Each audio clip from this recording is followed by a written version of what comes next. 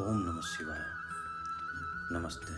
सबसे पहले बड़ों को सादर प्रणाम, अपने साथियों को जय श्री राम और अपने छोटों को ढेर सारा प्रेम व स्नेह।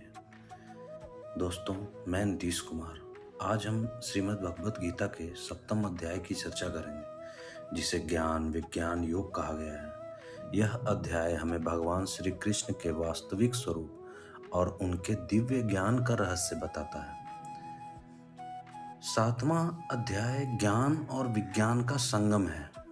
यहाँ भगवान श्री कृष्ण अर्जुन को बताते हैं कि परमात्मा को जानने का सबसे श्रेष्ठ मार्ग है भक्ति। यह भी समझाते हैं कि किस प्रकार भौतिक जगत के 8 तत्व यानी पृथ्वी, जल, अग्नि, वायु, आकाश, मन, बुद्धि और अहंकार उनकी निम्न प्रकृति है और जीवन का वास्तविक आधार उनकी उच्च प्रकृति यानी जीवात्मा है।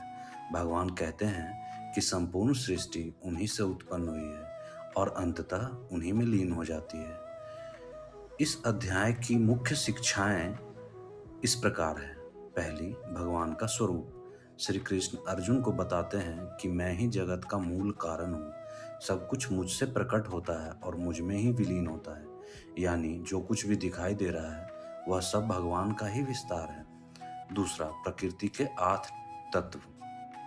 भगवान अपनी भौतिक शक्ति को 8 भागों में बांटकर बताते हैं, जैसे पृथ्वी, जल, अग्नि, वायु, आकाश, मन, बुद्धि और अहंकार। यह सब मिलकर भौतिक प्रकृति कहलाते हैं। इसके अतिरिक्त एक उच्च प्रकृति भी होती है और वह है जीवात्मा जो चेतन है। तीसरा, संपूर्ण जगत भगवान पर आधारित है। भगवान कहते हैं, संपूर्ण ब्रह्मांड मेरे धागे में मोतियों की तरह गुथा हुआ है। इसका अर्थ यह है कि जैसे माला में धागा दिखता नहीं पर मोतियों को बांध कर रखता है, उसी प्रकार भगवान इस जगत में छिपे रहते हुए सबको संचालित करते हैं। चौथा, भक्त और अन्य लोग।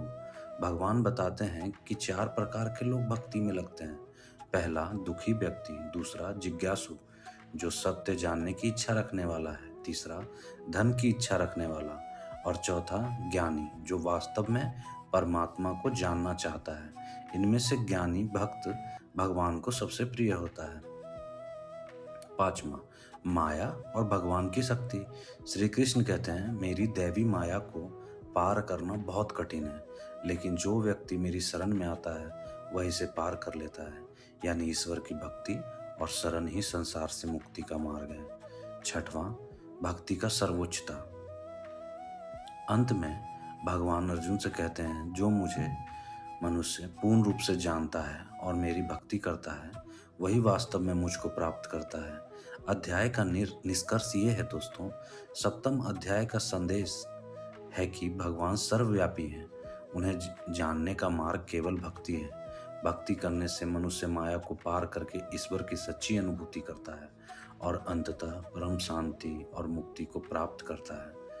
प्रिय साथियों, श्रीमद् भागवत गीता का यह 7वां अध्याय हमें यह सिखाता है कि भगवान को पाने का सबसे श्रेष्ठ मार्ग भक्ति है।